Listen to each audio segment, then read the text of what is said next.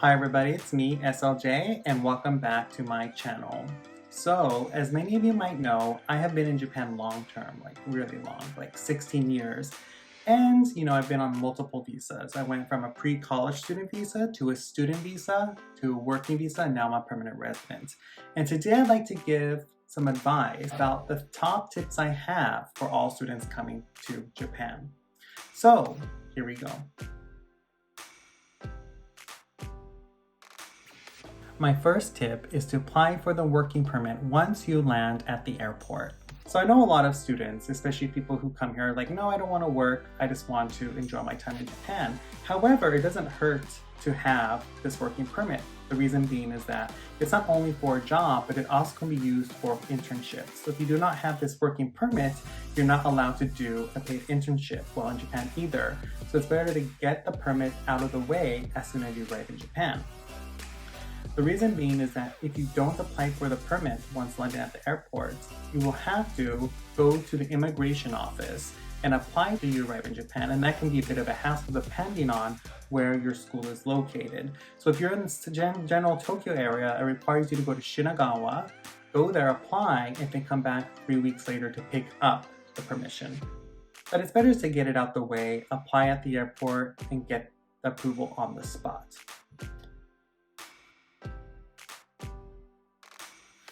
So, the next thing I highly recommend is within the first 2 weeks you arrive in Japan, make sure to go to the ward office and get a discount on your insurance premiums.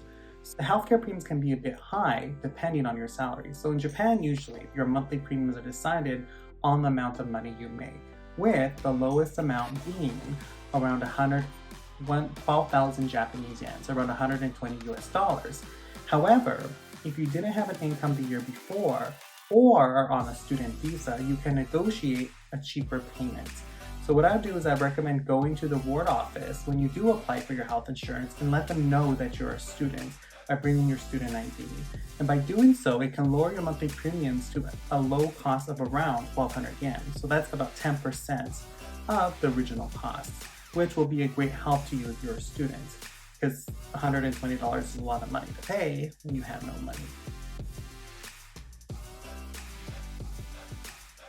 And again, speaking of the ward office, I'd highly recommend opting out of the Nankin program, aka the pension program.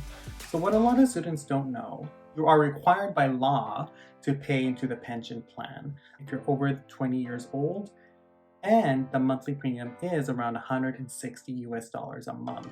So it is a large chunk of money. Of course, if you plan on not staying in Japan long term, you can opt for a refund when you leave, but it's a lot of paperwork. So what I'd recommend is going to the ward office and going to the Nankin office, let them know that you're a student and opt out of the program. However, this is what happens when you do not opt out. So I do have a couple of instances where I had, or my ex-coworker of mine, who came to Japan on a short 6-month study abroad program, and they didn't opt out of the Nankin program. And what happened is when he came back to Japan a few years later to work, he got this large bill for around 2,000 US dollars he had to pay out of his first paycheck. But if he actually took in the stats and went to the ward office, accounts on hold, he wouldn't have charged for the additional $2,000. Thus, I'd highly recommend opting out of the program. Tip number 4 is to buy a phone in your home country. So if you want the cheapest data plan in Japan, it's actually cheaper to bring a phone from your home country. Plus, you don't have the annoying camera click every time you take a photo here, which all phones tend to have. So if you decide to buy a phone in Japan, make sure your visa is longer than the term of the contract. The reason being is that a lot of cell phone carriers will not let you sign a contract if your visa is shorter than the length of the contract. So what they'll make you do is that they'll make you buy the phone up front in cash, which can be almost double the amount as if you brought it from your home country. And on top of that, the phone is SIM locked. So you will be locked into that company's specific network for at least 6 months before you can unlock your phone. So if I were you, I'd buy a SIM-free phone in your home country, bring it to Japan, and then purchase a SIM card from a low-cost carrier, or I would buy a used phone in Japan if you can't afford to bring one with you. If you don't mind an older model, buy a used phone at a cheap store in, either Akihabara or Denton Town, wherever it may be, and then just choose a low-cost SIM carrier, which can be as low as $10, another 1,000 yen a month, compared to if you use anything from SoftBank, AU, or Docomo, which can be well over 100 or more a month for the same amount of data. So let's go ahead and go back and review. So the first thing to do is to get the working permit once you land in Japan, negotiate a lower cost for the national healthcare insurance, put the pension system on hold while you're a student, and lastly, get a low-cost SIM card if you have a phone from your home country, or buy a cheaper used phone in Japan once you arrive and get a cheaper SIM card. So these 4 steps I feel will save you lots of money.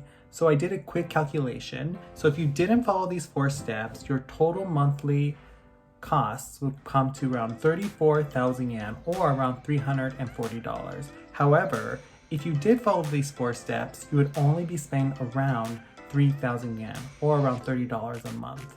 So what you could do is use an extra $290 for new adventures and experiences here in Japan.